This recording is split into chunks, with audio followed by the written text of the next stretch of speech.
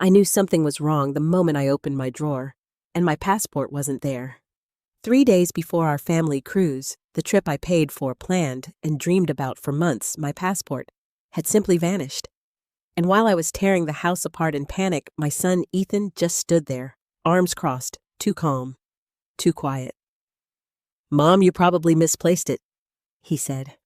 But I didn't misplace things, and when I caught the look he exchanged with his wife Melissa, that was the moment I realized this wasn't an accident. It was intentional, and they thought I wouldn't notice. If you've ever felt something wasn't right in your own family, I want you to stay with me on this one. Like this video, subscribe if you haven't already, and tell me in the comments, where are you watching from, and what time is it right now? I read every single one. I didn't always feel like a stranger in my own home. There was a time years ago when everything felt simple. After my husband Robert passed away, it was just me and my son Ethan. We leaned on each other. We had to. He was only 23 back then, still figuring out his life, still soft in ways he would never admit now. "I've got you, Mom," he used to say. And for a long time, I believed him. Ethan built a career in finance, numbers, investments, risk management. He became good at it. Too good, maybe. Somewhere along the way, he stopped seeing life as P. Opal and started seeing it as Ethan built a career in finance, numbers, investments, risk management. He became good at it. Too good, maybe. Somewhere along the way, he stopped seeing life as people and started seeing it as calculations. Then Melissa came into the picture. I remember the first time I met her. Perfect posture, perfect smile, perfect words. "Mrs. Foster, I've heard so much about you," she said, holding my hand just a second too long. I smiled back. "Please call me Gillian." Back then, I thought she was just nervous. Now I know better.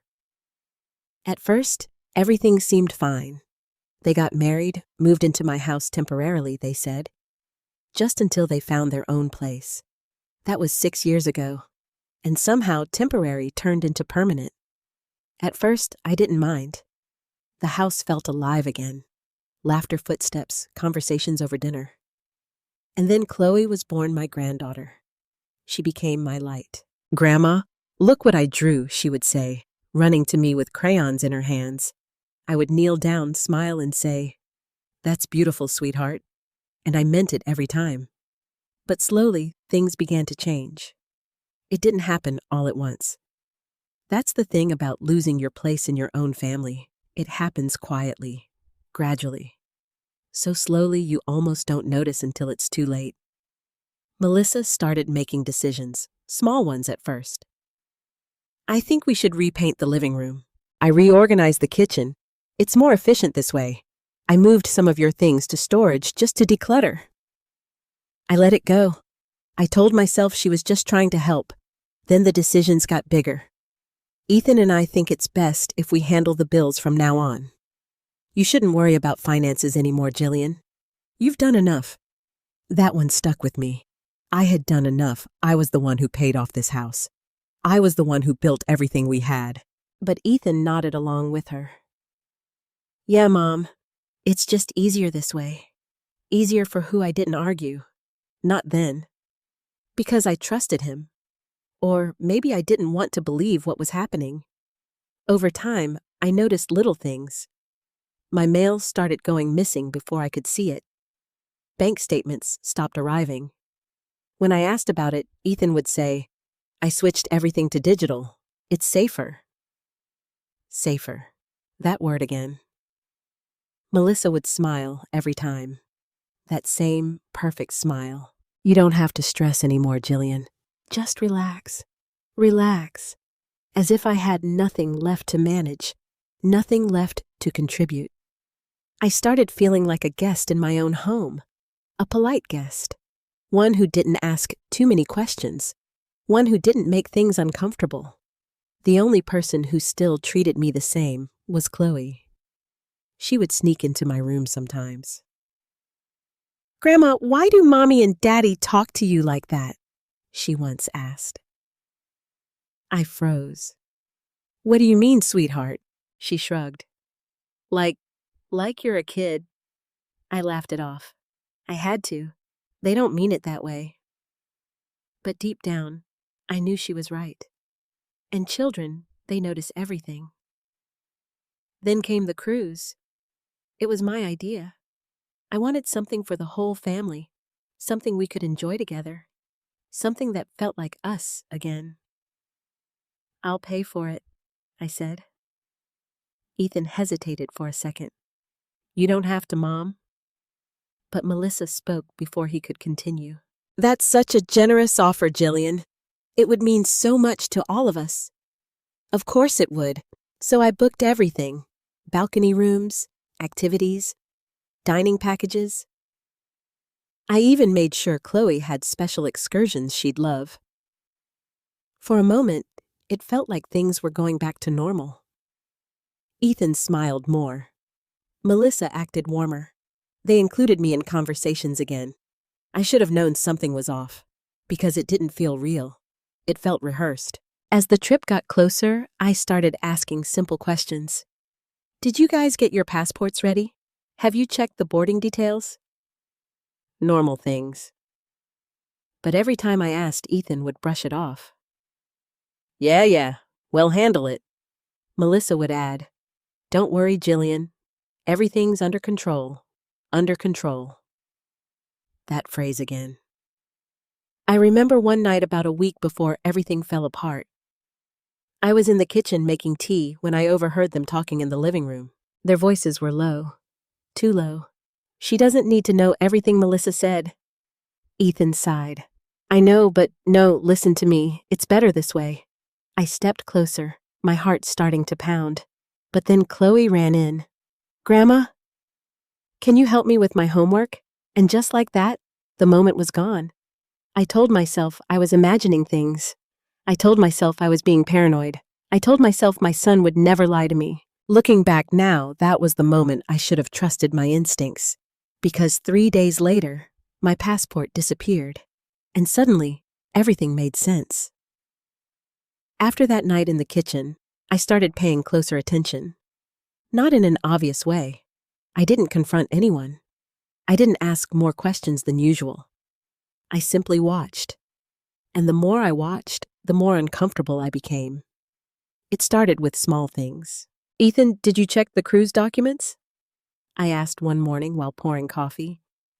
He didn't even look up from his phone. Yeah, it's all good. All good. That was his answer for everything lately. I waited a second. And the passports? That got a reaction. Not a big one, but enough. He paused. Just for a fraction of a second. Then, yeah, I'll handle it. I frowned. Handle what you just need to make sure you have it. Melissa walked into the kitchen right then, perfectly timed. I already told Ethan we'll organize everything this weekend, she said smoothly, placing her hand on his shoulder. No need to stress, Gillian. There it was again. That tone. Polite, controlled, dismissive. I'm not stressed, I said quietly. I just want to make sure we're ready. Melissa smiled. And we will be. Conversation over. Just like that. Later that day, I went to check my documents. I always kept them in the same place. A small wooden drawer in my bedroom dresser. Neat. Organized. Safe. I opened it. Passport, birth certificate, insurance documents, everything exactly where it should be. I remember feeling a strange sense of relief.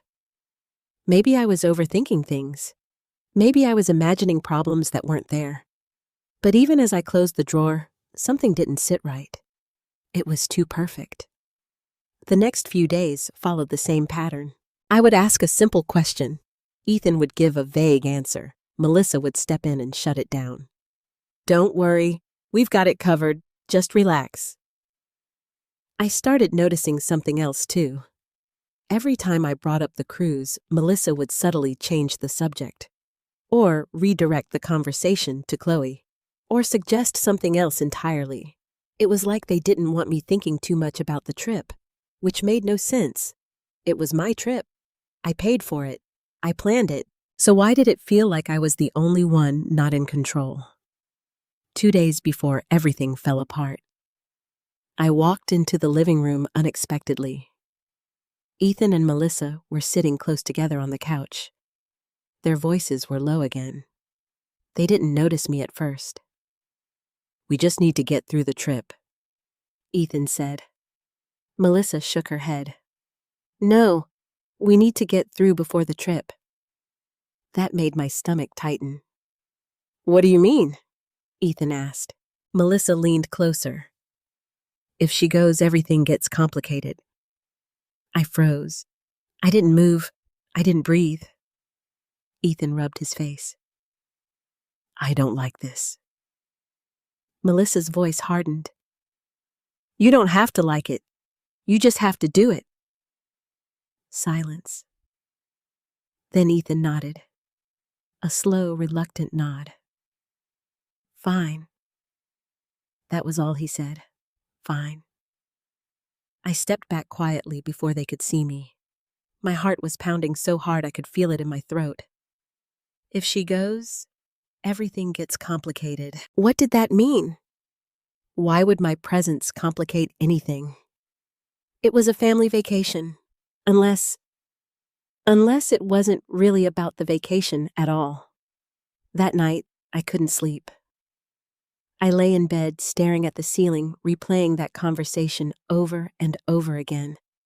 Every word, every pause, every tone. Something was wrong. Not just a misunderstanding, not just tension. Something deliberate. Something planned. The next morning, I decided to test something. I walked into the kitchen where Melissa was making breakfast. "Melissa," I said casually, "I was thinking of upgrading my room on the cruise. Maybe something more private." She didn't even hesitate. "That's not necessary," she said quickly. Too quickly. I raised an eyebrow. "It's my money." She forced a smile. "Of course. I just mean we should stick to the plan. It's easier that way." "Easier. Always easier." For who, I asked softly. She didn't answer that. Instead, she flipped the pancake and said Ethan already finalized everything. I nodded slowly.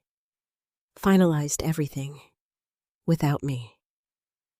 Later that day, I checked my drawer again. Everything was still there. But this time, I paid closer attention. The papers weren't aligned the way I left them. The passport was slightly tilted, barely noticeable. But I noticed. Someone had touched it, and they hadn't put it back exactly the same. That was when the feeling hit me. Cold, sharp. This wasn't just neglect. This wasn't just control. This was preparation. They were preparing for something, and whatever it was, it involved me not being part of it. The final confirmation came that evening. Chloe came into my room holding her tablet. "Grandma, look." I smiled. "What is it, sweetheart?"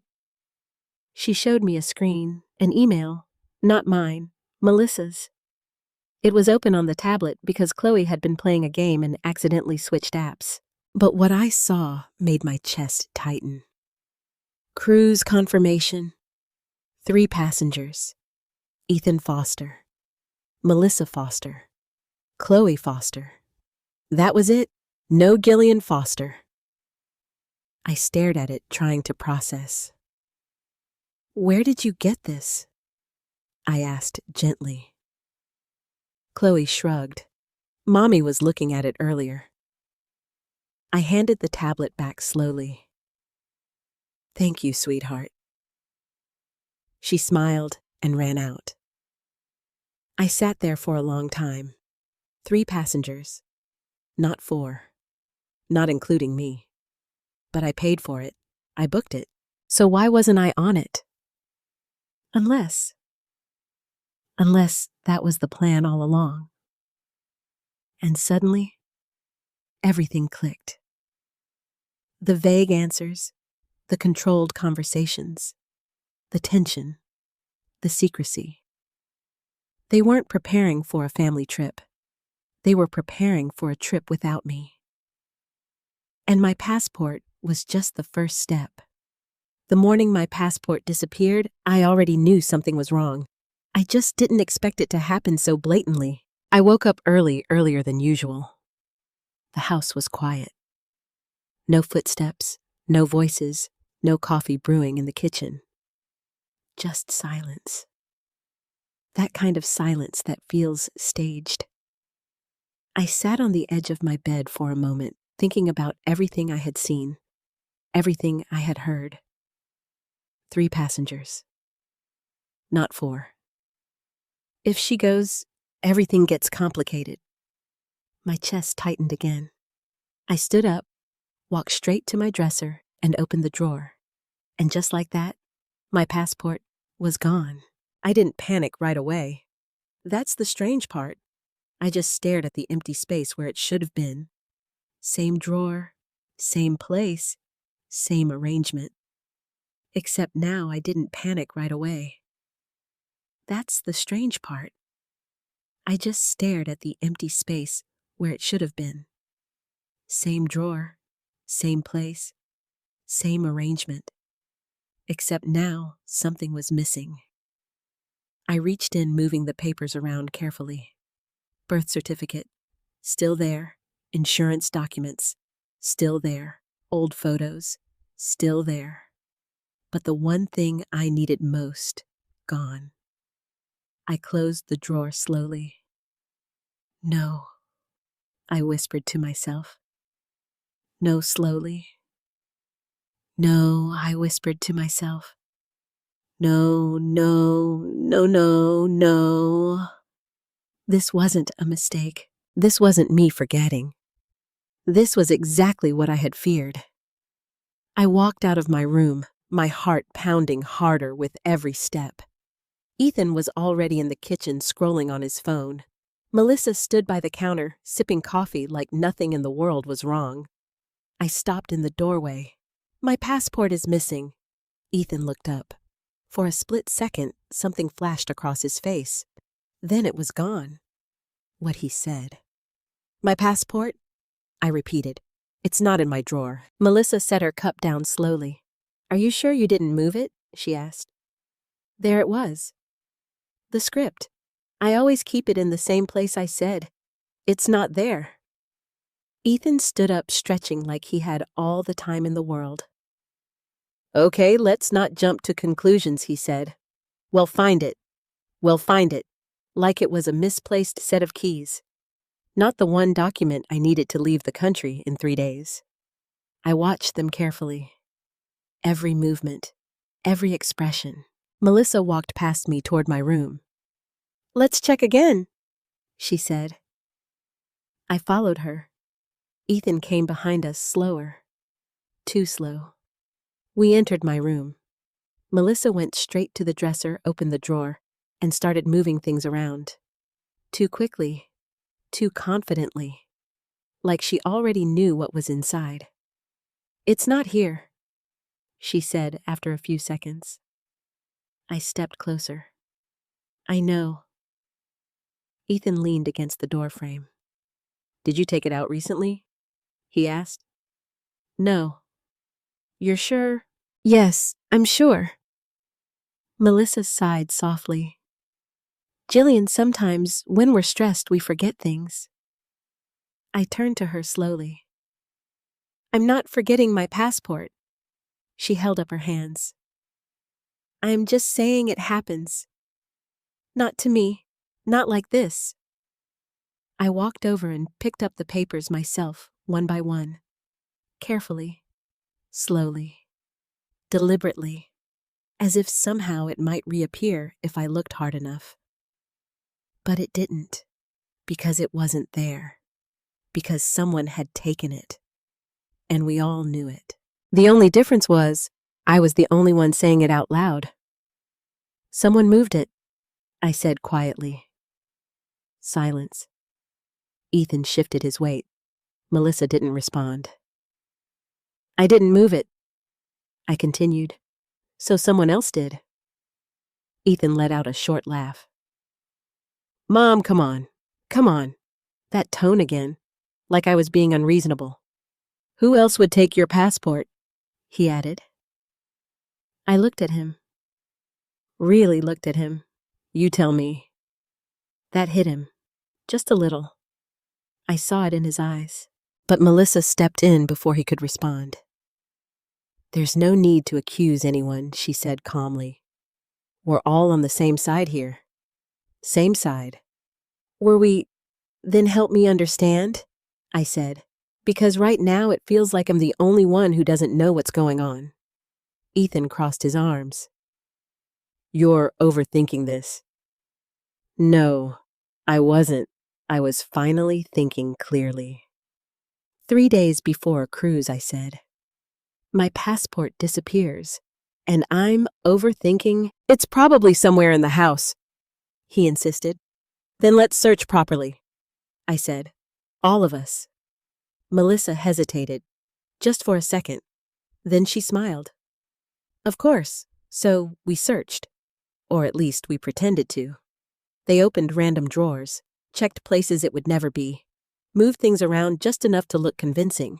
But there was no urgency, no real concern, no fear, because they already knew. I watched Ethan the entire time. He avoided eye contact, kept his movements slow, controlled. Melissa, on the other hand, played her role perfectly. Maybe you left it in the car. Did you check your bag? What about the office room? Excuses, distractions, time fillers. After 20 minutes, Ethan sighed. Well, if we can't find it today, we can deal with it tomorrow. Deal with it tomorrow. Like time wasn't running out. Like this wasn't intentional. I stood in the middle of the room, looking at both of them. And that's when it happened. A glance. Just a quick one. Ethan looked at Melissa. Melissa looked back. And in that moment, everything was confirmed. They knew. They both knew. And they thought I didn't. That I would doubt myself. That I would accept their version of reality. That I would stay quiet. But something inside me shifted. I didn't say another word. I didn't argue. I didn't accuse. Because I realized something important.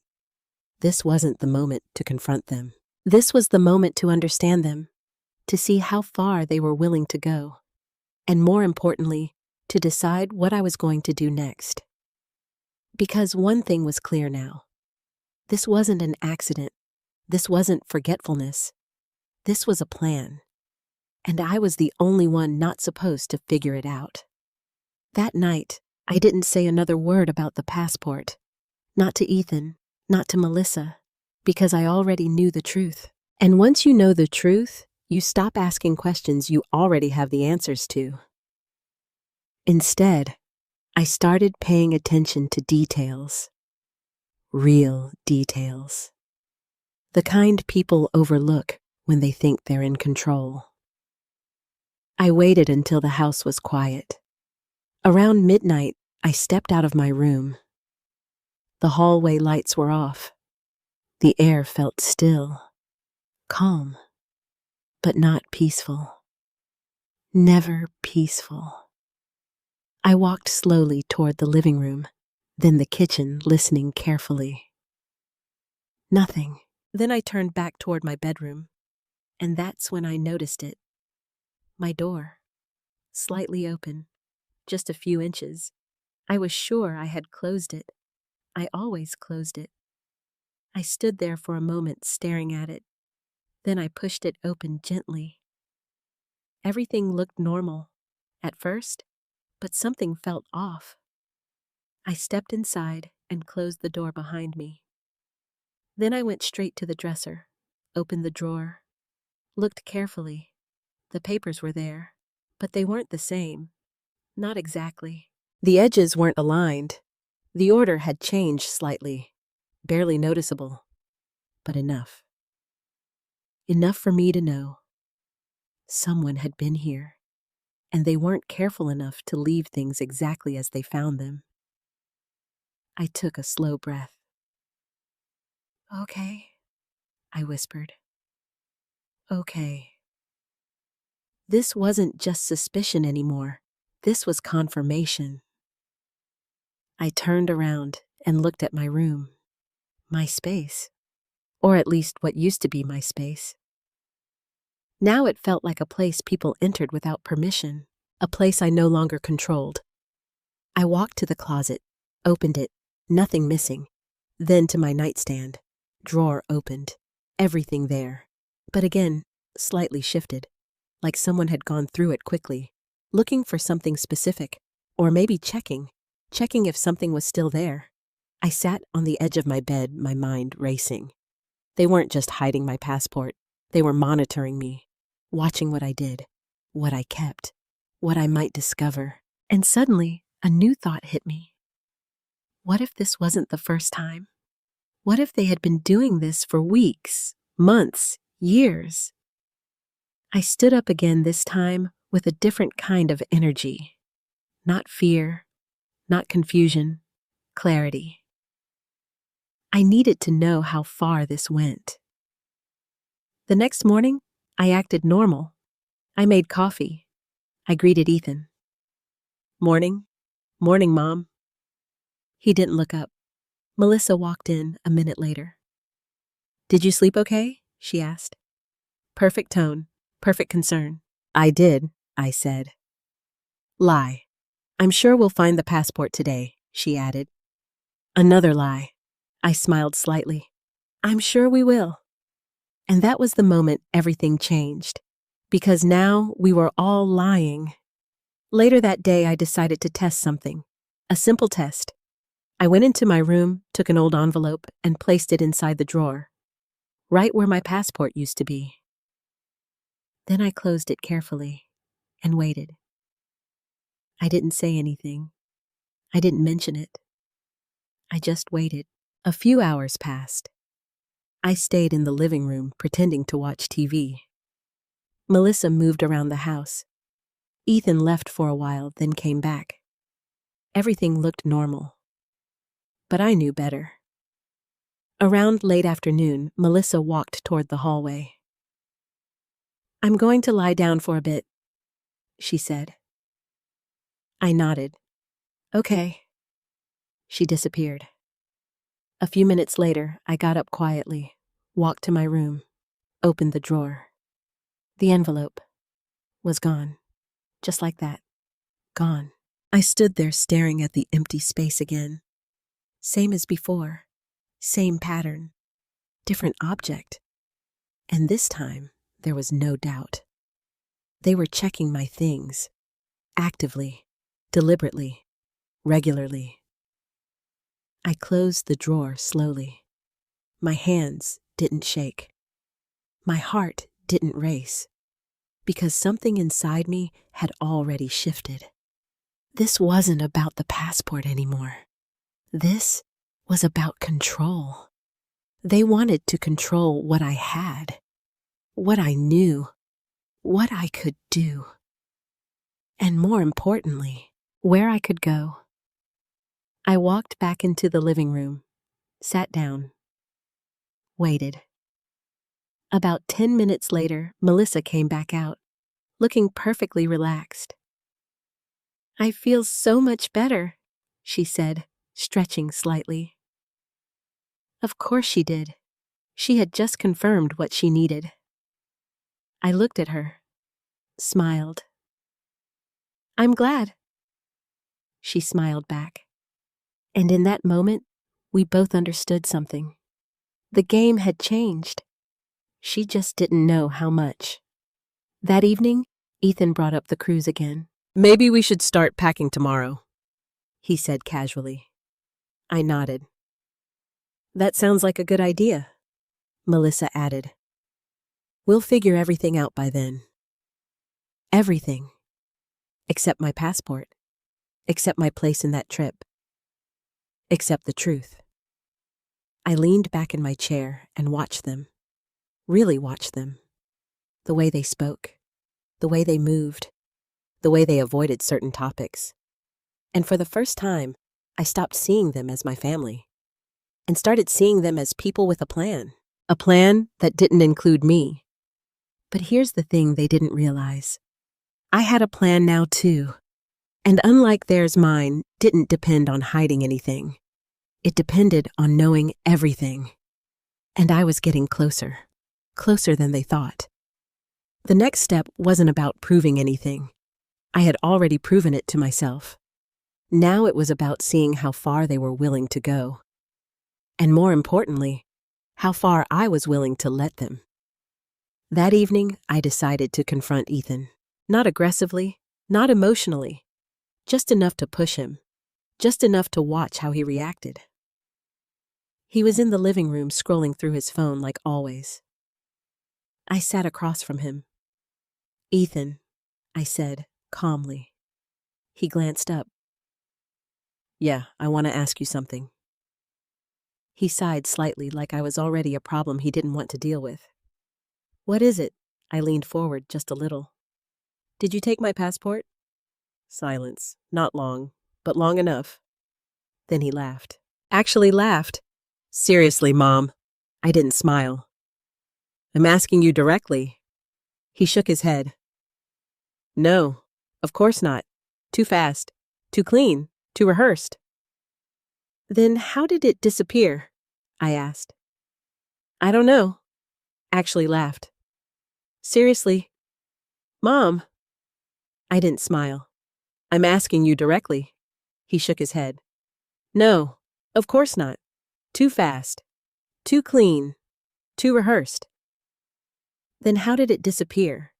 I asked. "I don't know," he said, shrugging. "You probably moved it." There it was again. The script. "I didn't move it." He leaned back. "Then maybe someone else did." I held his gaze. "Who?" He didn't answer that. Instead, he looked away. And that told me everything. "You went into my room," I said quietly. His eyes snapped back to mine. "What?" "No, I didn't." Another lie. I didn't raise my voice, didn't accuse harder, because I wasn't trying to win the argument. I was studying him, watching every micro reaction. "You've been in my room," I continued, "recently." "That's ridiculous," he said. "Why would I go through your things? Why would you—" That was the question, wasn't it? Before I could respond, Melissa walked in. Perfect timing. Again. "What's going on?" she asked, looking between us. I turned to her. I asked Ethan if he took my passport. Her expression changed instantly. Concern. Disapproval. Control. "Gillian," she said softly, "we talked about this." "No, we didn't.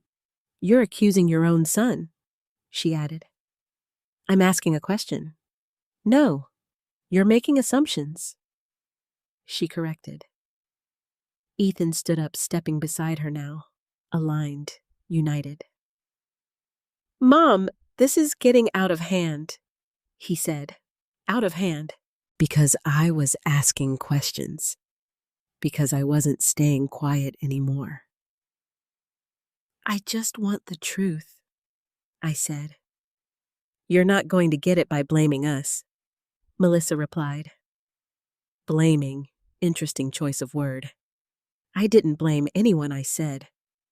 I asked a direct question. "And we gave you a direct answer," Ethan snapped. There it was. The edge, the frustration. Not because he was innocent, but because I wasn't backing down. "You said no," I replied. "That doesn't explain anything." Melissa crossed her arms. "Sometimes there isn't a deeper explanation, Gillian," she said. "Sometimes things just happen." No, not like this. Not just happen. No, not like this. Not with everything I had seen. Not with everything I knew. "You went into my room today," I said, looking directly at her. That hit. Harder than I expected. Her eyes flickered. Just F or a second, but I saw it. I did not with everything I had seen, not with everything I knew. You went into my room today, I said, looking directly at her. That hit, harder than I expected. Her eyes flickered. Just for a second, but I saw it. I did not, she said quickly. You were the only one home. I was resting, with my door open. Silence. Then Ethan stepped in again. Okay, this is ridiculous, he said. You're starting to sound paranoid. Paranoid. That word landed differently, not because it hurt, but because it confirmed something. This wasn't just lying. This was gaslighting. Deliberate, calculated, designed to make me doubt myself. You think I'm paranoid? I asked calmly. Ethan ran a hand through his hair. I think you're stressed, he said. About the trip, about everything. Melissa nodded. It's normal at your age, she added. At your age. There it was, the shift, from concern to dismissal to control. I stood up slowly.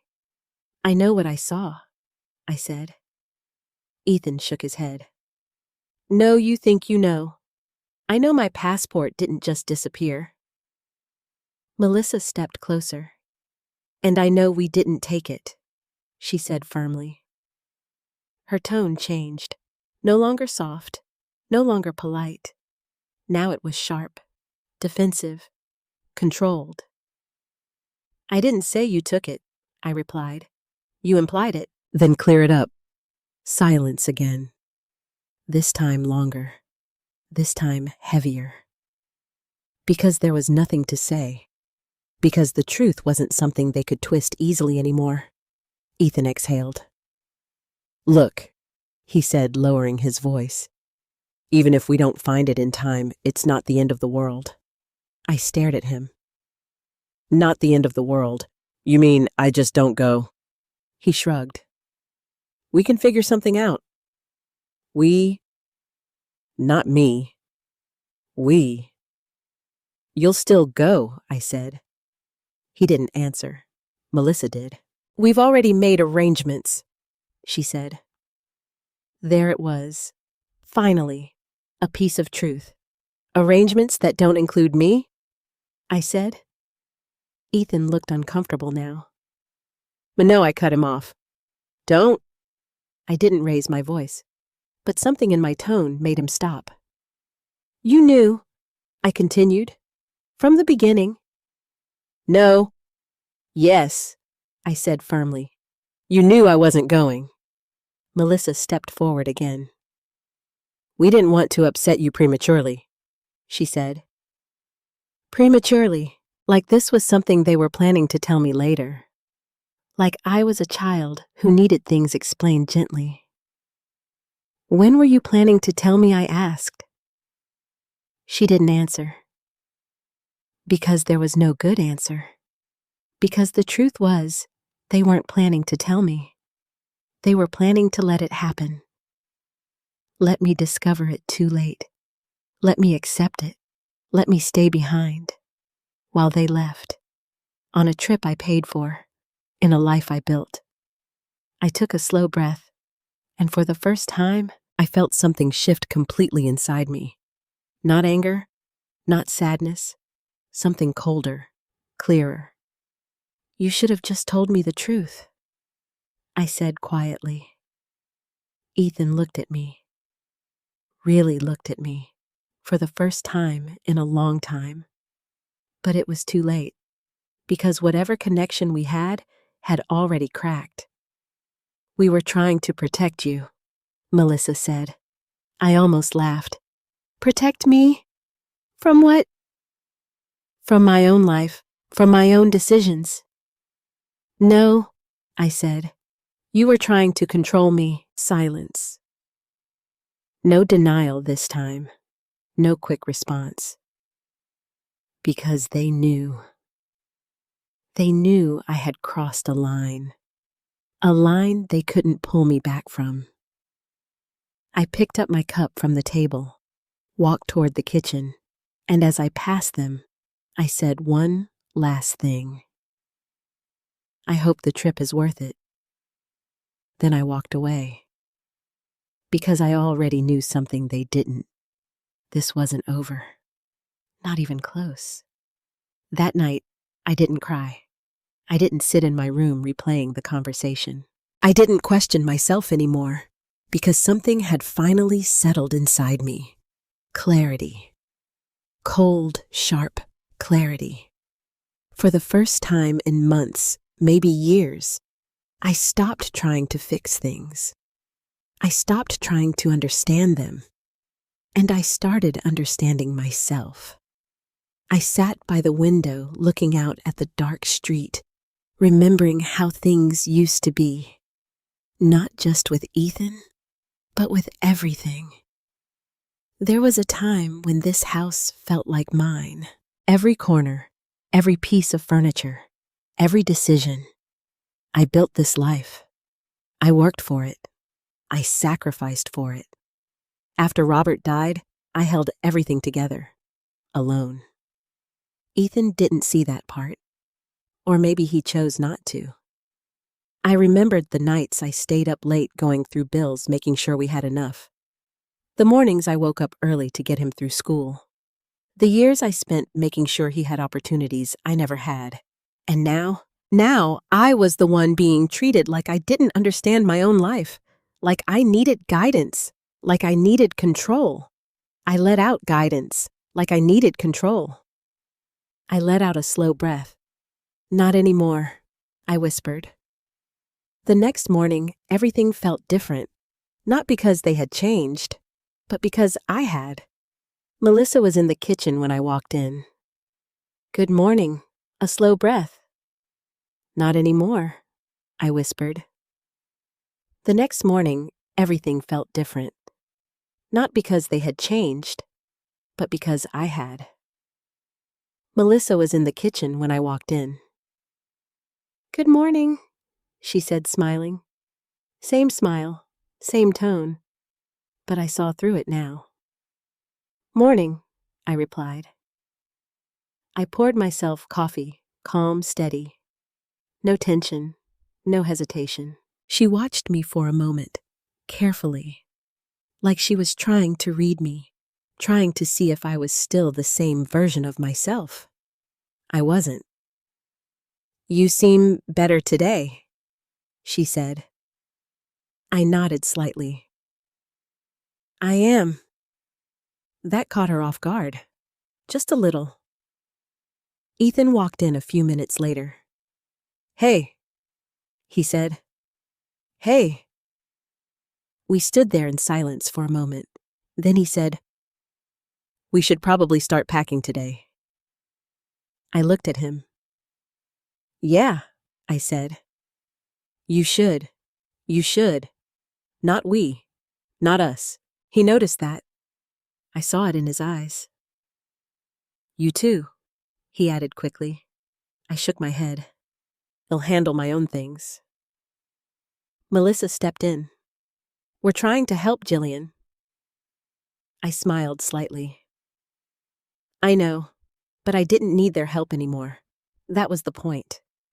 The rest of the day I moved differently. I didn't stay in shared spaces. I didn't engage in unnecessary conversations. I didn't react. I observed, and I thought about everything, about the past, about the present, about what came next. Because now the question wasn't what they were doing. That part was clear. The question was, what was I going to do about it? By the afternoon, I had made a decision, a real one. Not emotional, not reactive, strategic. I went into my room and closed the door, locked it, for the first time in years. Then I sat down and pulled out my phone. Not the one Ethan had helped me set up. Not the one connected to everything he monitored. The other one, the one he didn't know about. I had opened that account years ago, after Robert passed. Not because I didn't trust Ethan back then, but because I believed in having something of my own. something independent. It was a quiet decision, one I never talked about. And now, it was the most important decision I had ever made. I opened my banking app, checked the balance. Still there, untouched, safe. A small sense of relief settled over me. Then I opened my email, scrolled, searched, and found what I needed: travel options, cruise lines, dates, availability. If they thought I couldn't go, they were wrong. If they thought they could control whether I traveled or not, they were wrong. If they thought taking my passport would stop me, they were very wrong. Because they made one mistake. They assumed I would react emotionally, that I would argue, that I would beg, that I would stay. But I wasn't going to do any of that. I was going to act quietly, precisely, effectively. I spent the next hour researching different cruise lines, different departure ports, different schedules. Then I found one, leaving a day earlier, same destination, better route, better amenities. I smiled for the first time in days. Perfect, I whispered.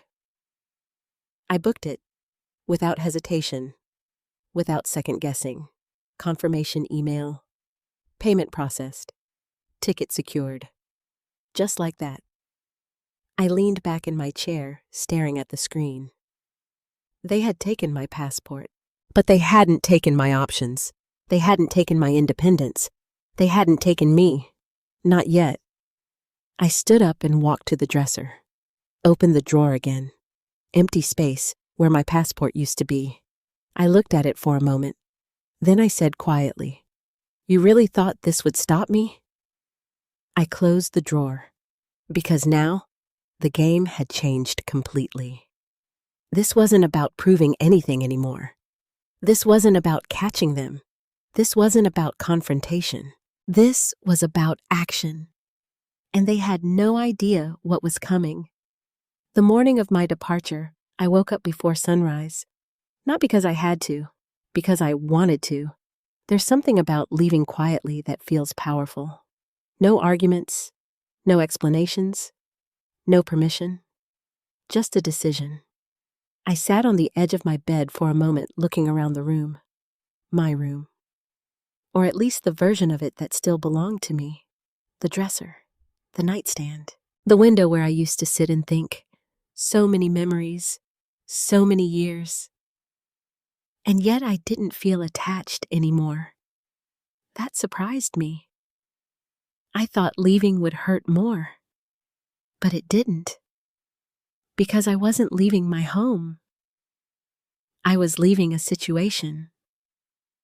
There's a difference. I stood up and opened my closet. My suitcase was already packed. Neat, efficient, everything I needed, nothing I didn't. I moved quietly through the house, careful not to make noise. Ethan and Melissa's door was closed. Chloe's room, too. For a moment, I stopped outside her door. My hand hovered near the handle. I wanted to go in, to hug her, to say goodbye. But I didn't. Because this wasn't goodbye. Not really. And more importantly, I didn't want to explain something she shouldn't have to understand yet. So I stepped back. Softly. Carefully. Then I walked toward the front door, my bag in one hand, my keys in the other. And just before I left, I turned around. One last look. At the house. At the life I built. At the people who thought they had control over me. I smiled. Not out of happiness. Out of clarity. Not anymore, I whispered. Then I walked out. The morning air was cool, fresh, different, like something had already shifted. I got into my car, placed my bag in the passenger seat, and sat there for a second. Just breathing, just feeling, not fear, not regret, something else. Freedom. I started the engine and drove away. No one stopped me. No one called. No one even knew. That was the part that hit me the hardest. They were so focused on controlling me. I started the engine and drove away. No one stopped me. No one called. No one even knew. That was the part that hit me the hardest. They were so focused on controlling me. They never considered I would simply leave. The drive to the airport felt calm, almost peaceful. No tension, no overthinking, just movement. Forward. When I arrived, everything went smoothly. Check-in, security, boarding pass. Simple, efficient, normal. Because this was normal. A person traveling. A woman making her own decision. A life moving forward. Not complicated, not dramatic, just real. As I sat at the gate waiting to board, my phone buzzed. I looked at the screen. Ethan. Of course. I let it ring, then stop, then ring again. I answered on the third call. Hello, Mom, where are you? No greeting? No concern? Just control. I'm at the airport, I said calmly. Silence. Then, what do you mean you're at the airport? I'm at the airport for what he demanded. I almost smiled. For my trip. Another silence. Longer this time. Then his voice changed, sharp, confused. You can't go on the trip, he said. You don't have your passport. I leaned back in my chair. I didn't say I was going on your trip. That hit. I could feel it through the phone. What are you talking about? He asked. I booked my own cruise, I said, leaving today. What? Same destination? I added. Better route. His breathing changed. Faster. What are you doing? He asked. I'm traveling. You can't just, Mom, this doesn't make any sense. It makes perfect sense. Where are you going exactly? I paused, then said, somewhere you didn't plan for me. That shut him up. For a second. Then, Melissa says this is a bad idea, he said. Of course she did. I'm sure she does. You don't even have your documents, he continued. I looked at my bag. Calm, steady. I have everything I need. That wasn't entirely true, but it didn't matter. Because what I really meant was, I had myself, and that was enough. You're being irrational, he said. No, I was being independent. Ethan. That wasn't entirely true, but it didn't matter. Because what I really meant was, I had myself, and that was enough. You're being irrational, he said. No, I was being independent. Ethan, I said quietly, do you know what the problem is? He didn't answer. You thought taking something from me would stop me. I continued. You thought control meant limitation. Mom.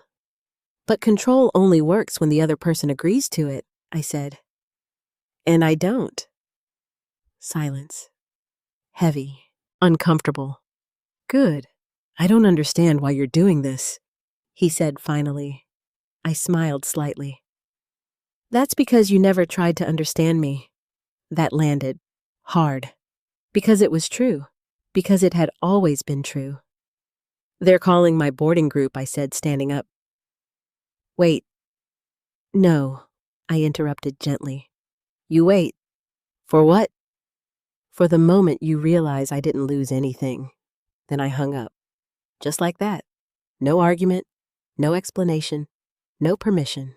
I walked toward the gate, boarding pass in hand, heart steady, mind clear. And for the first time in a long time, I felt like I was exactly where I was supposed to be. The moment I stepped onto the ship, something inside me shifted again. It wasn't dramatic. It wasn't overwhelming. It was quiet, steady, like a door closing behind me and another one opening ahead. "Welcome aboard," the staff member said with a warm smile. "Thank you," I replied. No hesitation, no doubt. Just forward. I walked through the entrance, taking in the space around me. Wide corridors, soft lighting, the low hum of conversations and distant music. People moving freely, laughing, excited. No tension, no control. No one watching me. No one managing me. I didn't realize how much that mattered until it was gone. Or maybe until I left it behind. I found my cabin easily, better than the one I had originally booked. Larger, quieter, a balcony with an open view of the ocean. I stepped inside, placed my bag down, and walked straight to the window. The water stretched endlessly in front of me, calm, powerful, unstoppable. I exhaled slowly. "This is mine," I whispered. Not the room, not the trip, the moment. For the first time in a long time, I wasn't part of someone else's plan. I was in my own. My phone buzzed again. "Ethan." I stared at the screen for a few seconds, then I answered. "What now?" I asked calmly. "You actually did it?" he said. No anger, no shouting, just disbelief. "Yes," I said. "Where are you on the ship?" Silence. Then, "You left without saying goodbye." That word, goodbye. I leaned against the wall. "You didn't give me a reason to stay," I said. "That's not fair," he replied quickly. "No, it was exactly fair. You hid my passport," I said. "You planned a trip without me. You expected me to just accept it." "That's not what happened," he insisted. "Then what did happen? I didn't ask." Because I already knew.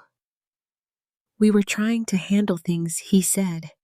Handle things. Still the same language. Still the same mindset. What things, I asked quietly. He didn't answer right away. Then, you wouldn't understand. There it was, again. The same belief that I was incapable, that I was out of touch, that I needed to be managed. "I understand more than you think," I said. "No, Mom." "You think control is protection?" I continued. "You think making decisions for me is helping me. That's not what this is." "Then what is it?" I asked. Silence, because he didn't have a better answer, because there wasn't one. After a few seconds, he said, "Melissa thinks you're overreacting." Of course she did. "What do you think?" I asked. Another pause, longer this time. "I think," he started, then stopped, then tried again. "I think you're making this bigger than it needs to be."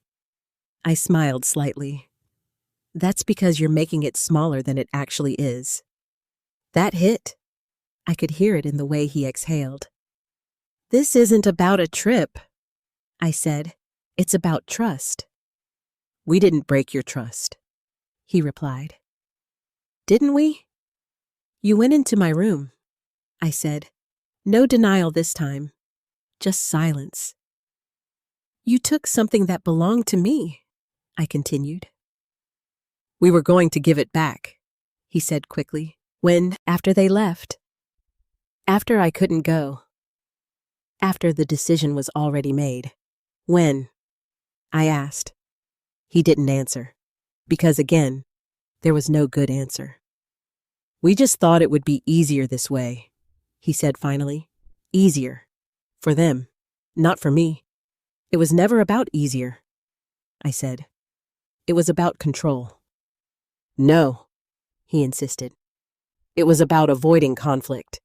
I almost laughed. You created the conflict, I said. Another silence.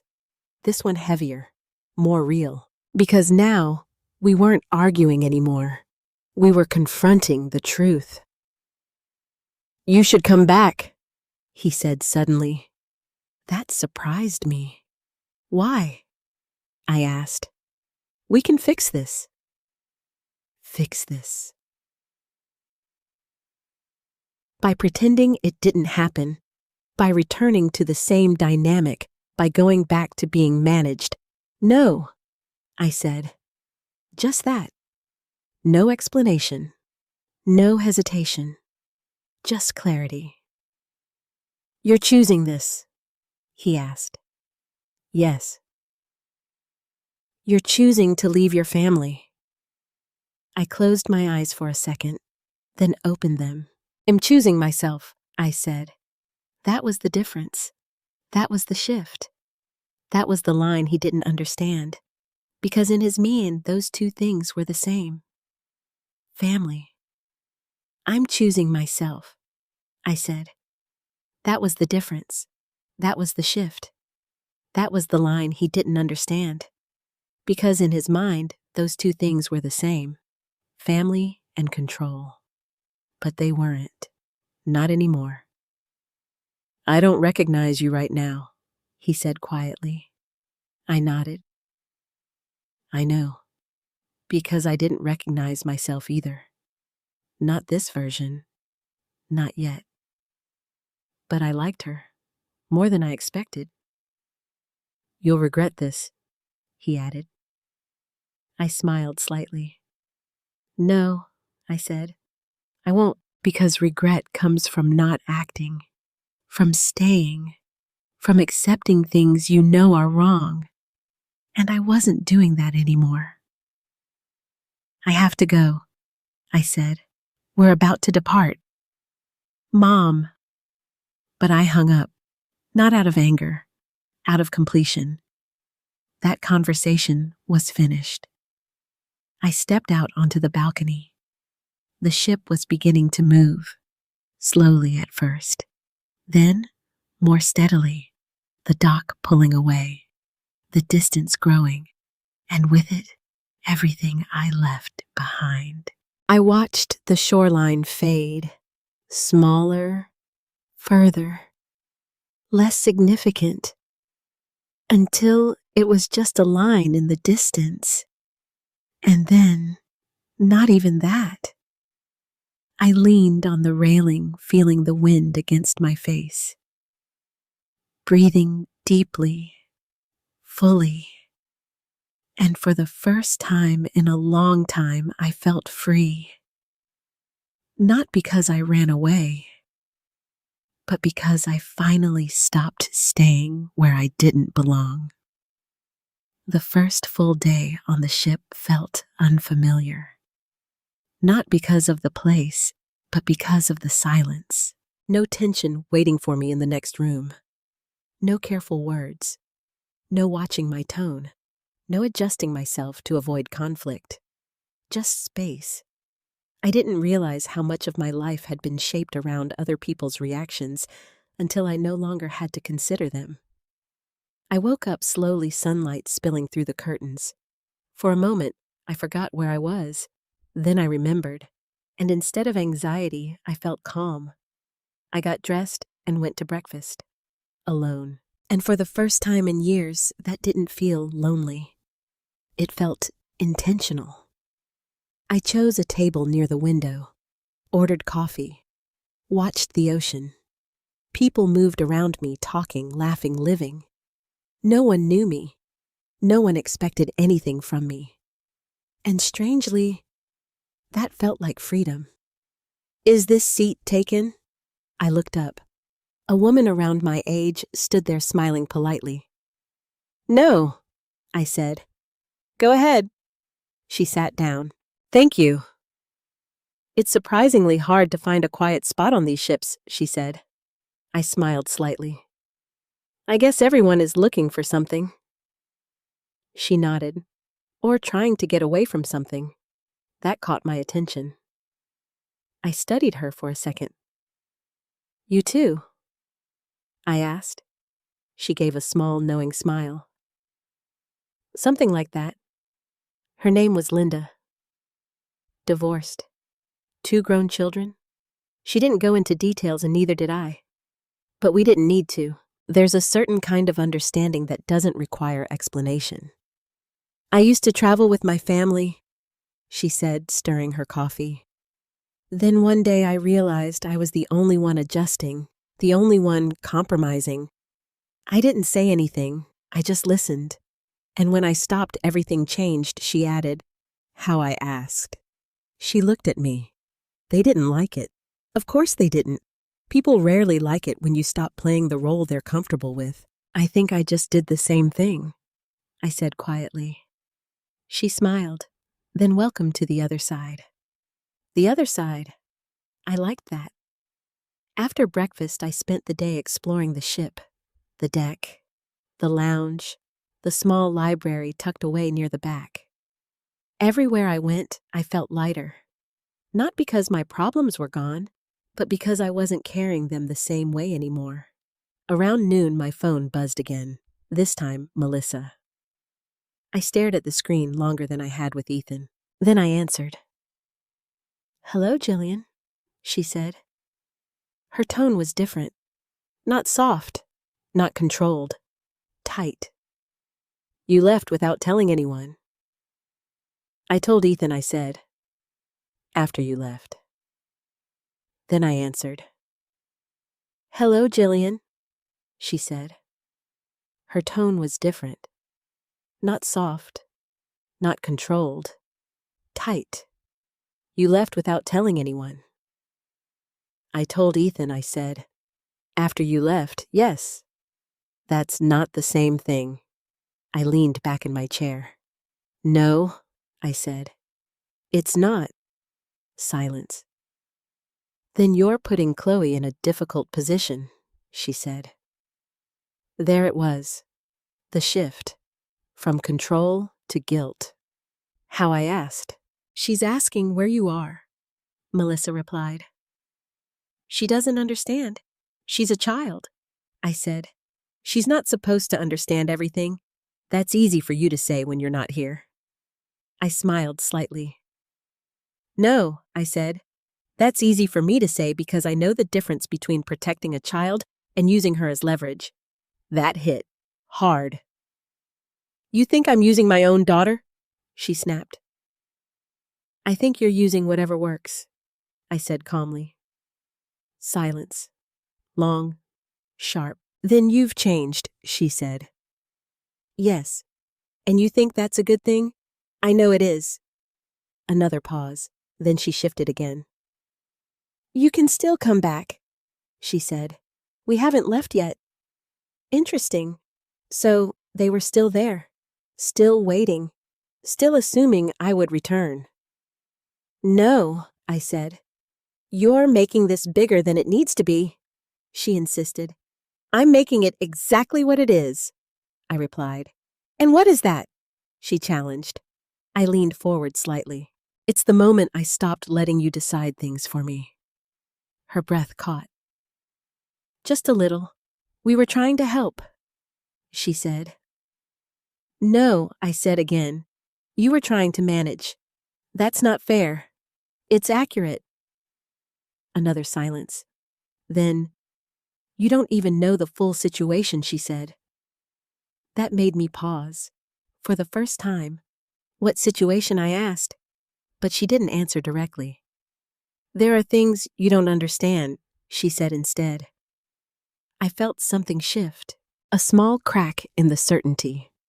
What things I pressed? She hesitated.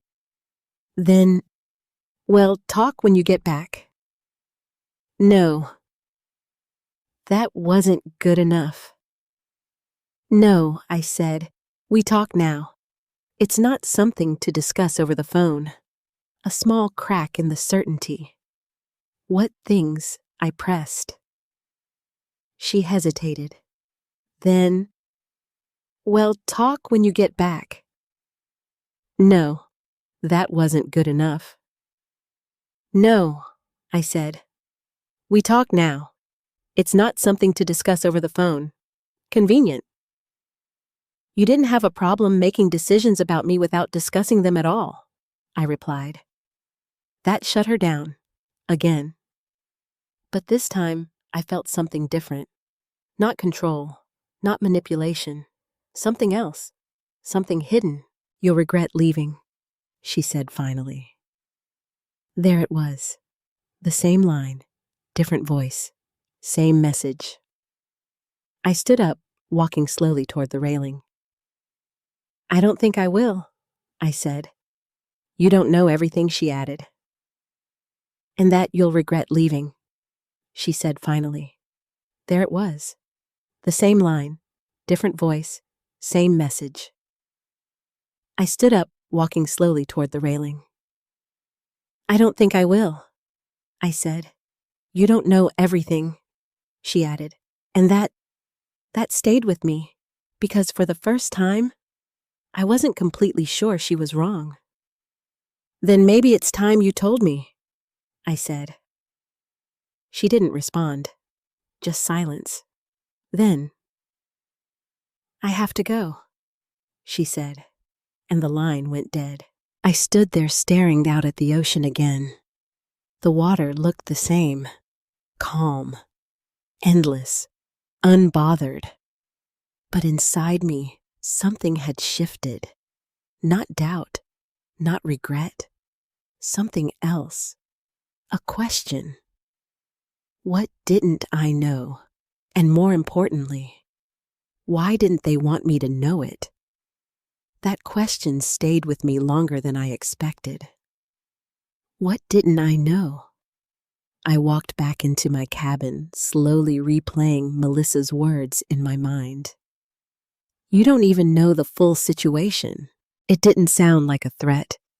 It didn't sound like manipulation either. It sounded real. And that was what unsettled me, because everything else had been predictable. The lies, the control, the gaslighting. But this felt like something else. I sat down on the edge of the bed and stared at my phone. Should I call back? No. If she wanted to tell me, she would have. Unless telling me wasn't part of the plan. A quiet knock interrupted my thoughts. I looked up. Come in, I said. The door opened and Linda stepped inside. Hey, she said gently. You disappeared after lunch. I wanted to check on you. I smiled slightly. I'm fine. She didn't move, didn't sit, just watched me. No, you're not, she said calmly. That made me exhale, because she was right. I had a call, I admitted. Family, I nodded. She walked in and sat across from me. Let me guess, she said. They want you to come back. I let out a small laugh. Something like that. And you're thinking about it. That part surprised me. I don't think I am, I said. But something they said is bothering you, she replied. I hesitated, then nodded. They said I don't know everything. Linda leaned back slightly. And do you? I opened my mouth, then stopped.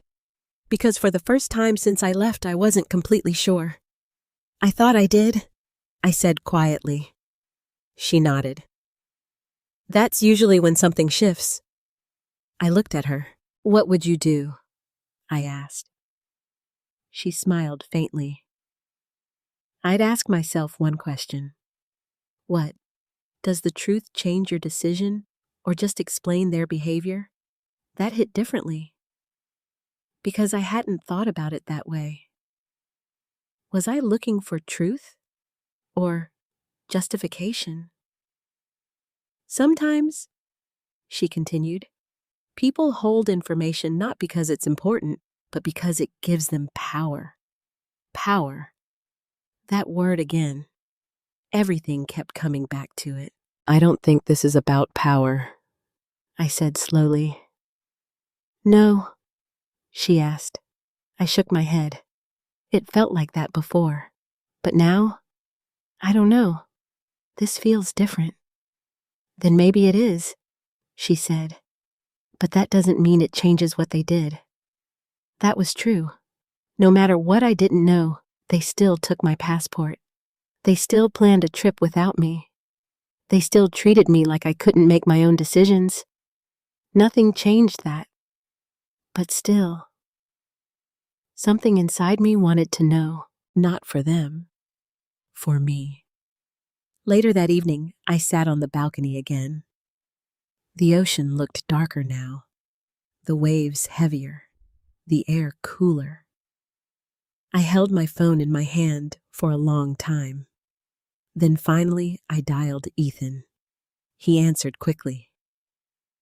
Mom. His voice was different, less defensive, more uncertain. I need you to tell me something, I said. What? The truth. Silence. Then, about what I looked out at the water. Whatever Melissa meant when she said, I don't know everything. He didn't respond right away. And that hesitation told me everything. You know what I'm talking about, I said. Mom, this isn't... No. I interrupted. Don't deflect. Not this time. I could hear him breathing, thinking, calculating. Then, she shouldn't have said that, he muttered. So it was real. Not a tactic, not a bluff. What is it, I asked? I can't explain it like this, he said. You can try. Another pause. Then, it's about the house. The house. My chest tightened slightly. What about it? It's complicated. Make it simple. Silence again. Then there's paperwork, he said. Legal stuff. What kind of legal stuff? He exhaled slowly. The house isn't fully in your name anymore. Everything inside me went still. What? We had to restructure some things, he said quickly. Me and Melissa. I stood up, heart steady, too steady, when I asked, a few months ago, without telling me, without asking me, without... How I said. You signed documents, he replied. No. No, I didn't. I never signed anything like that, I said firmly. Yes, you did, he insisted. It was part of the refinancing. Refinancing? That word hit like a crack in glass, because I remembered.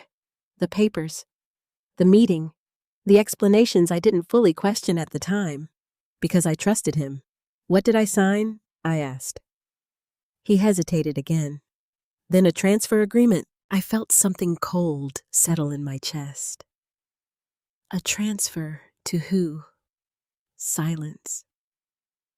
Then to me. The air around me felt heavier, like the world had shifted slightly off balance. You transferred the house to yourself, I asked slowly. It's not like that, he said quickly. Then explain it. It was for tax reasons, long-term planning. Melissa suggested it. Of course she did. And you didn't think to explain that to me, I asked. We didn't want to overwhelm you.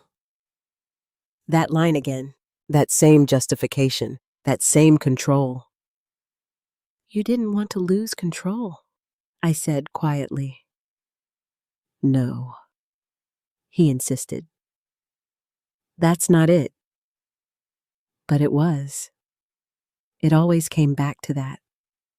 So let me understand this, I continued. You took ownership of my house without fully explaining it to me. You agreed to it. I trusted you, I corrected. Silence. Heavy. Final. And now you're trying to control whether I leave it or not. I added, that's not fair. It's accurate, I said again, because now everything made sense. The passport, the control, the trip. It wasn't just about a vacation. It was about positioning, about power, about ownership. And for the first time, I realized something deeper. They didn't just think I couldn't make decisions. They thought I had already given up my right to. I didn't sleep much that night, not because I was restless, because I was thinking. Not about what they did. That part was clear now, but about what it meant. The house. My house. The place I built, paid for, protected, somehow no longer fully mine. And the worst part wasn't the legal detail. It was how easily it happened, how quietly, how naturally I trusted, and how completely they used that trust. I sat on the balcony before sunrise, watching the horizon slowly change color. Dark blue to soft gray, gray to pale gold. A new day, and with it, a new understanding. I wasn't just dealing with manipulation anymore. I was dealing with consequences. Real ones, legal ones, permanent ones. My phone was in my hand before I even realized it. I wasn't calling Ethan this time, or Melissa. I was calling someone else. Someone I should have called a long time ago. Good morning, this is Daniel Harper's office. A calm voice answered. Hi, I'd like to speak with Daniel, I said. And your name? Gillian Foster. A pause. Then, one moment, Ms. Foster. A few seconds later, a familiar voice came on the line. Gillian, hi Daniel. Well, this is a surprise, he said warmly. How are you? I let out a small breath. I've been better. That was an understatement. What's going on? He asked, his tone shifting slightly. Daniel Harper had been my lawyer for years, not just a professional contact. Someone I trusted, someone who actually explained things. Clearly. Honestly. I need to ask you something, I said, about my house. Okay, did I sign anything recently that transferred ownership? Silence. Then I heard papers moving, a keyboard clicking. Give me a second, he said.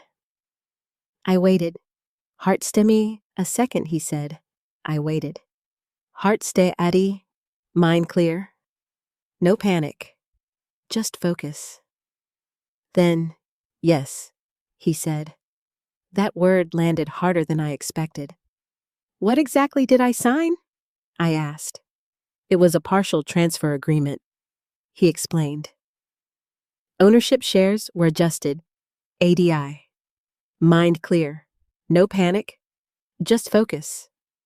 Then, yes, he said.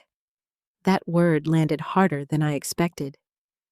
What exactly did I sign? I asked. It was a partial transfer agreement, he explained. Ownership shares were adjusted. Adjusted to who? Your son, Ethan Foster. There it was again. Clear. Simple. Real. And why would I agree to that? I asked. There was a pause. Then Daniel said carefully. According to the notes, it was presented as part of a long-term estate planning strategy. Estate planning? I almost laughed. That's not how it was explained to me, I said quietly.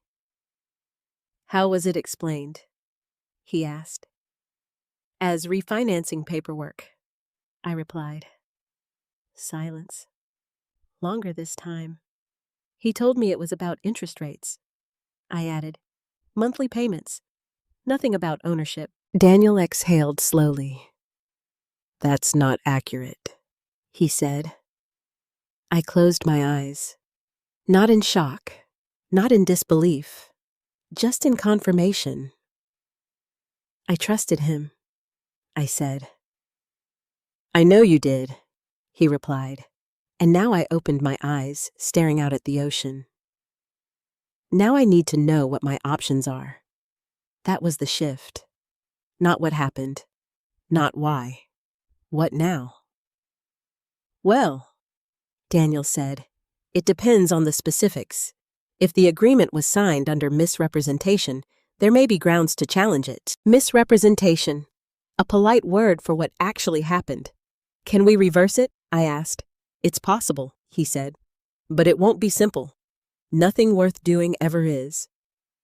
I want to move forward, I said. All right, misrepresentation. A polite word for what actually happened. Can we reverse it? I asked. It's possible, he said. But it won't be simple. Nothing worth doing ever is. I want to move forward, I said. All right, he replied. I'll start reviewing everything. But Gillian, can I ask you something? Go ahead. Why now? I smiled faintly. Because now I know. That was the difference. Before I trusted. Now I understood. After the call, I felt something settle inside me. Not relief. Not yet. But direction. A path forward. And that was enough. Later that day, my phone rang again. Ethan, I answered. What now? I asked. His voice was different, more urgent. Did you call a lawyer? Straight to the point. So he knew.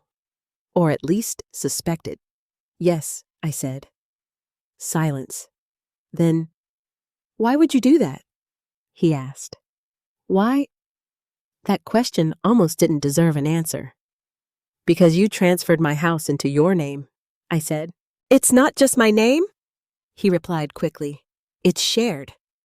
Shared. Another soft word. Another way to make something sound less serious than it is. You didn't tell me, I said.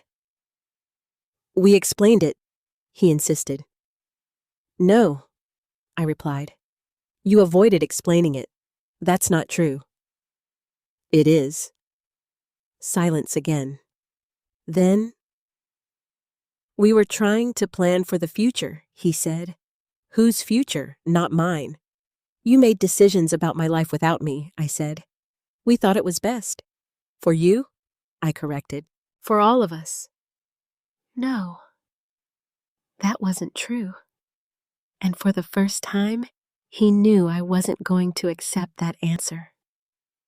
You crossed a line to accept that answer. You crossed a line, I said. His voice dropped. You're overreacting. There it was again. That word, overreacting, used to minimize, to dismiss, to control.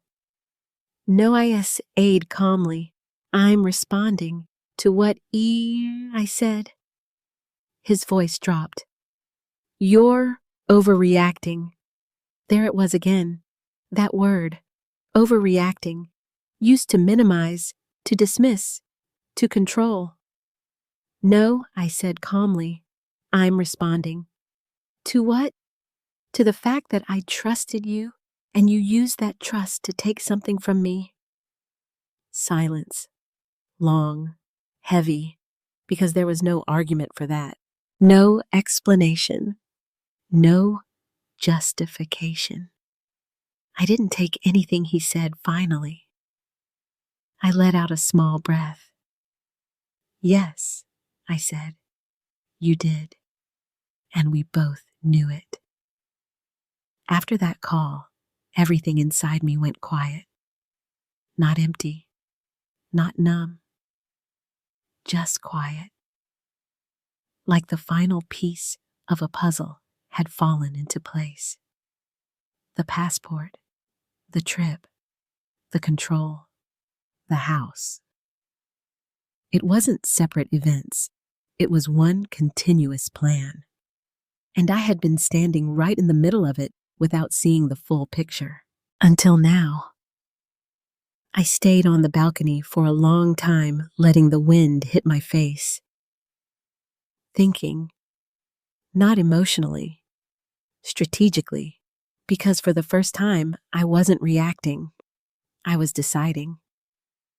Later that afternoon, I called Daniel again. "Gillian," he said, "I've been reviewing your documents." "And?" I asked. "There's more," he replied. I closed my eyes briefly. Of course there was. What kind of more, I asked. The transfer agreement wasn't the only document signed, he said. My grip tightened on the phone. "What else? There's a financial authorization form," he continued. "It gives Ethan partial control over certain accounts." That hit harder than I expected. "Which accounts?"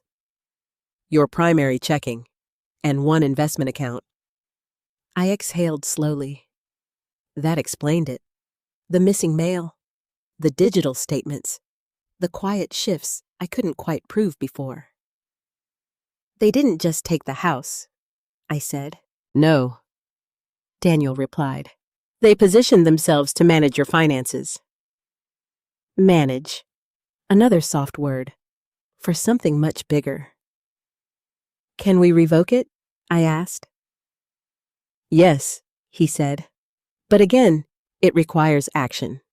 Then we act. No hesitation. No doubt. Just clarity." Ill prepare everything he said. "But Gillian, this could escalate." I smiled slightly. It already has. Because what else was left? They had already crossed every line that mattered. "This will likely lead to confrontation," he added. "It already has," I repeated, and I meant it. After the call, I sat back and let the reality settle in fully. They didn't just underestimate me. They miscalculated me. They assumed I would stay passive, confused, dependent, but they forgot something. I built my life before they ever stepped into it, and I could rebuild it again. That evening, my phone rang. Ethan, again. I answered. "What now?" I asked. No greeting, no warmth, just clarity. His voice sounded different this time, less confident, more defensive. "Did you talk to a lawyer again?" he asked. "Yes." "What did he say?" I leaned back in my chair. "He said everything makes sense now." Silence. Then, "What does that mean?" he asked. "It means I understand exactly what you did," I said. "That's not fair." "No," I cut him off. "What you did wasn't fair." He exhaled sharply. "You're twisting this. I'm clarifying it." Another silence. Then, "It was for your benefit," he said. There it was, the justification, the final attempt to reframe everything. "How?" I asked. "So you wouldn't have to deal?" I asked. "So you wouldn't have to deal with things," he replied. "So everything would be handled by you." Yes. Without my consent, without my understanding, without my control. "That's not help," I said. T-Hat's takeover. That's not what it is. "With things," he replied. "So everything would be handled by you?" "Yes." Without my consent, without my understanding, without my control. "That's not help," I said. "That's takeover. That's not what it is. It is." My voice didn't rise, didn't shake, because I wasn't trying to convince him. I was stating a fact. "You signed the documents," he insisted. "I trusted you," I corrected. "You're acting like I tricked you." "You did. That landed. Because it was true. Because there was no way around it. I explained everything he said. No, I replied. You explained just enough to get my signature. Silence. Heavy. Unavoidable. Then you're blowing this out of proportion, he said. That line again. But it didn't affect me anymore, because now I could see it clearly. Every word, every tactic, every pattern. No, I said. I'm finally seeing it in proportion. He didn't respond, because there was nothing left to say, nothing left to defend, nothing left to hide. Here's what's going to happen, I continued. That got his attention. I could feel it instantly. What do you mean? He asked. I'm revoking your access to my accounts, I said. Silence. Then, you can't just do that. Yes, I can. You don't understand how complicated that is. I understand exactly how simple it is, I replied. Another pause. Longer. Tighter. And the house, he asked. I stood up, walking slowly to the railing. The house will be addressed legally. That's a mistake, he said quickly. No, I said. What you did was the mistake. His breathing changed. Faster. Less controlled. You're going to tear this family apart over paperwork, he asked. There it was. The final move. Guilt. Family. Emotion. But it didn't land, because now I understood something he didn't. The family was already broken, I said quietly. Silence, deep, uncomfortable, final. You just didn't want me to see it, I added. He didn't respond, because there was no argument left, no angle, no control, and for the first time, he was the one without options. I'll be back in a few days, I said, for what he asked, to finish this. And then I hung up, not out of anger, out of certainty, because this part of the story was no longer about discovery. It was about resolution. And I was ready. The rest of the cruise passed differently after that. Not lighter, not heavier, just focused. Every conversation, every moment, every quiet stretch on the balcony, everything had a purpose now. I wasn't escaping anymore. I was preparing. Linda noticed it first. You're not here the same way anymore, she said one evening as we sat watching the sunset. How so? I asked. You're not running from anything, she replied. You're heading towards something. I smiled slightly. That obvious? She nodded. Yes. I looked out at the horizon. I'm going home, I said. She studied me carefully. That doesn't sound like surrender. It's not, I said. It's resolution. She smiled. Good. We sat in silence for a moment. Then she added, just remember, when you walk back in, they'll expect the old version of you. I nodded. They won't get her. And I meant that, because the woman who left that house was not the same woman who was going back. 2 days later, the ship docked. I packed my things calmly. No rush. No hesitation. Just precision. Every movement felt deliberate. Every step chosen. The flight home was quiet. Didn't call anyone. Didn't text. Didn't warn them. Because this time, I wasn't arriving as someone asking questions. I was arriving as someone bringing answers. When I pulled into the driveway, the house looked exactly the same. Of course it did. That was the thing about external appearances. They rarely reflect internal truths. I sat in the car for a moment looking at the front door. The same door I had walked out of days ago. The same door they thought I would walk back through, unchanged. I picked up my bag, stepped out, and walked in. The moment I opened the door, I could feel it. The tension, the anticipation. They were waiting. Ethan was in the living room, Melissa beside him. Both standing, both watching, like they had rehearsed this moment. "Mom," Ethan said. I didn't respond immediately. I walked in, set my bag down, looked around, everything in its place, everything familiar, and yet nothing felt the same. "Gillian," Melissa said, her voice tight. "We need to talk." I looked at her, then at Ethan, then back at her. "Yes," I said calmly. "We do."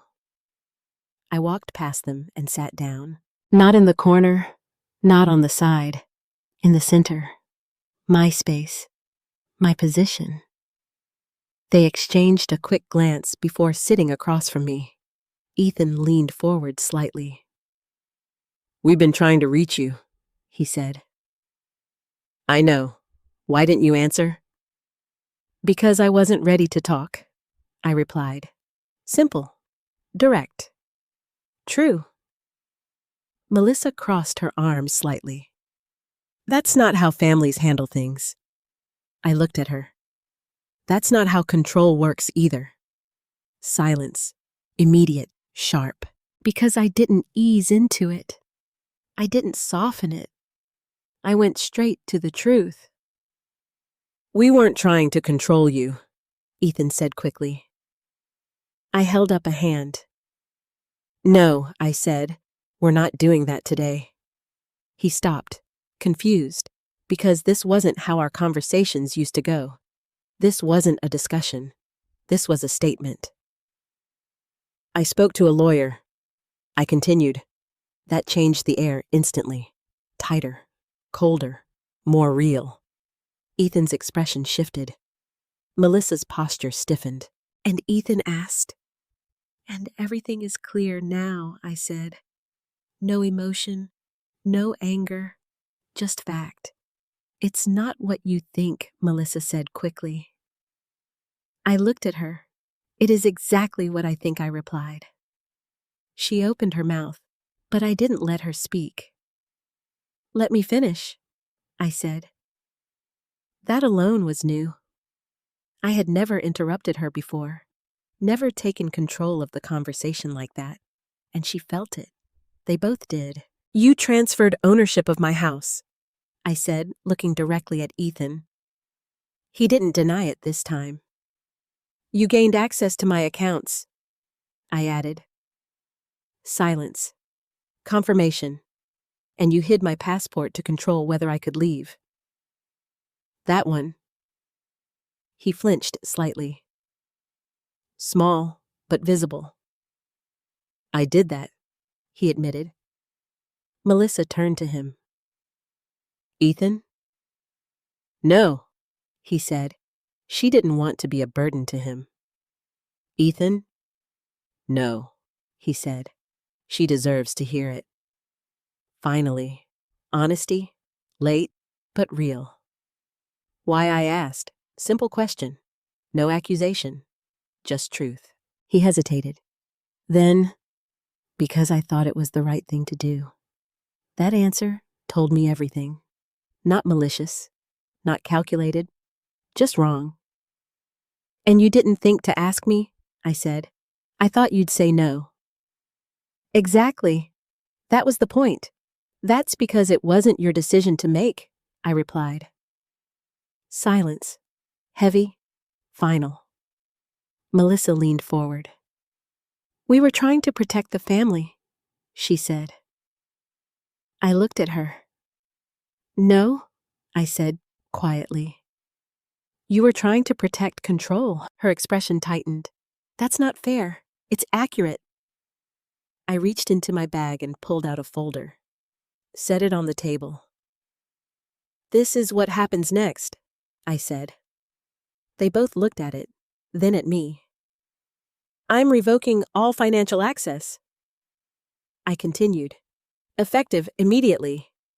Ethan's jaw tightened. "You can't just—" "Yes, I can," I said. "And the house?" Melissa asked. I met her gaze. "The house will be legally contested." Silence. Deep. Unavoidable.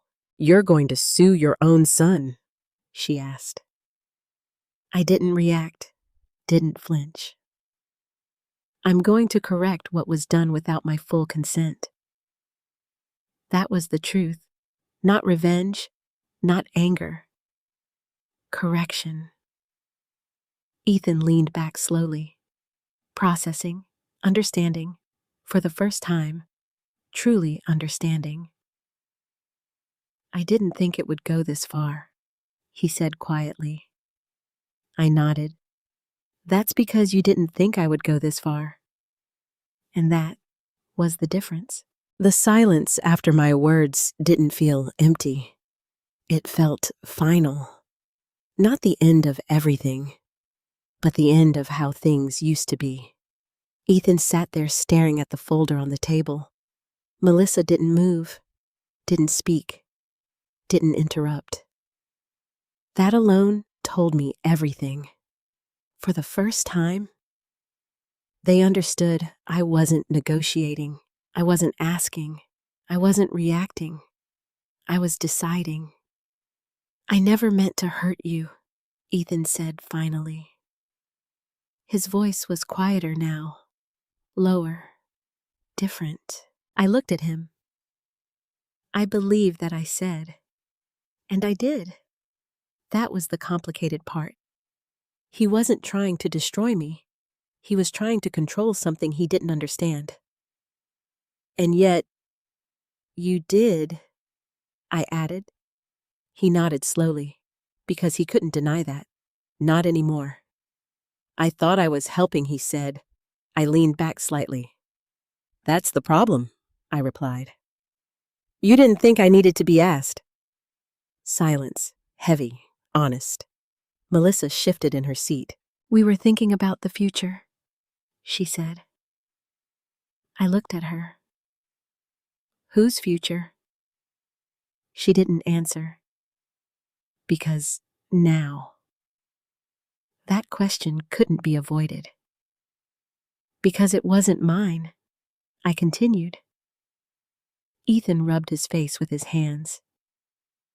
"I didn't realize it would feel like this to you," he said. I nodded.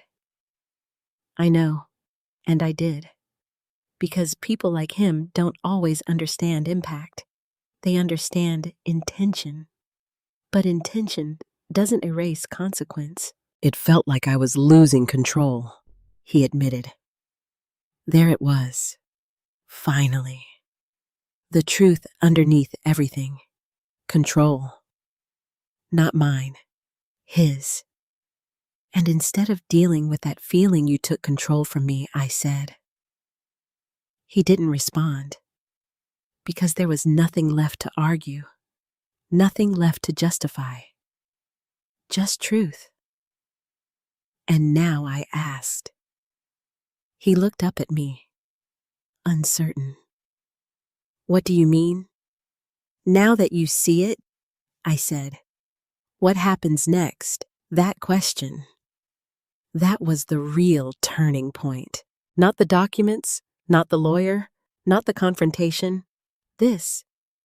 What happens after the truth is clear? "I don't want to lose you," he said quietly. I held his gaze. "You won't," I said. That surprised him.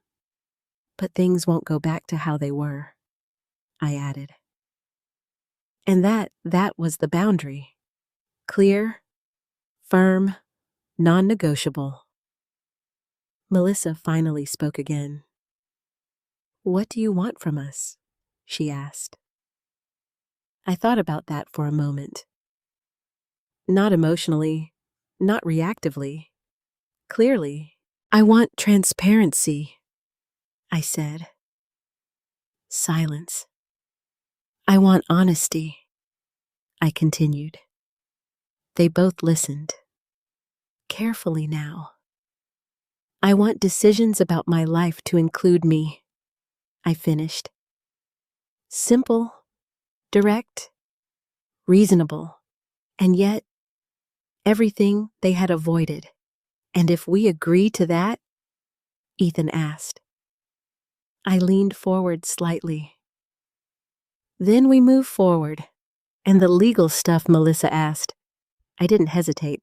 It still gets corrected. Her expression tightened. So there's no compromise. I shook my head. No, I said. There's accountability. That was the difference. Not punishment. Not revenge. Accountability. For actions. For decisions. For consequences. Ethan exhaled slowly. I understand, he said. And this time, it sounded real. Not defensive, not dismissive. Real. Ill cooperate, he added. That mattered, more than anything else he had said.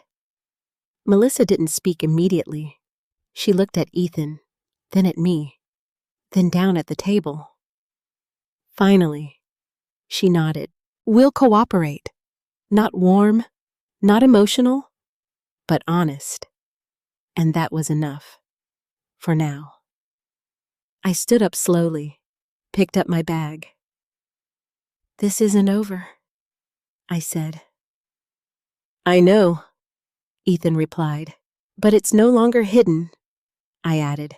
And that changed everything. Because secrets lose power when they're exposed. Control loses power when it's challenged. And silence loses power when truth is spoken. I walked toward the hallway, toward my room. The same room I had left days ago. But this time, it felt different. Not because the room changed, because I had. Later that night, I stood by the window again. The same window, the same view, but a different perspective. I wasn't trapped. I wasn't controlled. I wasn't invisible. I was present. I was aware.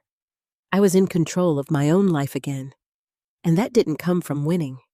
It came from choosing. Choosing to see. Choosing to act. Choosing to stop accepting less than what I deserved. My phone buzzed softly. A message. From Ethan. I'm sorry. I read it. Then put the phone down. Not because it didn't matter, but because this wasn't about words anymore. It was about actions, and those would come next. I looked out into the night, calm, steady, clear. And for the first time in a long time, I didn't feel like I was fighting for my place in my own life. I felt like I already had it. After everything that happened, I realized something simple but powerful. Sometimes, the people closest to us don't mean to hurt us, but they still do. And when they do, love doesn't mean staying silent. It doesn't mean accepting control. It doesn't mean losing yourself to keep the peace. Real love includes respect. Real family includes boundaries. And real strength is knowing when to stand up for yourself, even when it's uncomfortable, even when it changes everything. Because if you don't protect your voice, someone else will eventually try to speak for you. And if you don't protect your choices, someone else may decide them for you. I didn't leave my family. I found my place within it, a place where I am seen, heard, respected. And if you've ever felt like your voice didn't matter, I want you to know something. It does, more than you think. So tell me, what would you have done in my situation? Would you have stayed, or would you have walked away? Share your thoughts in the comments. And if this story resonated with you, don't forget to like and subscribe so you never miss a story that reminds you of your strength.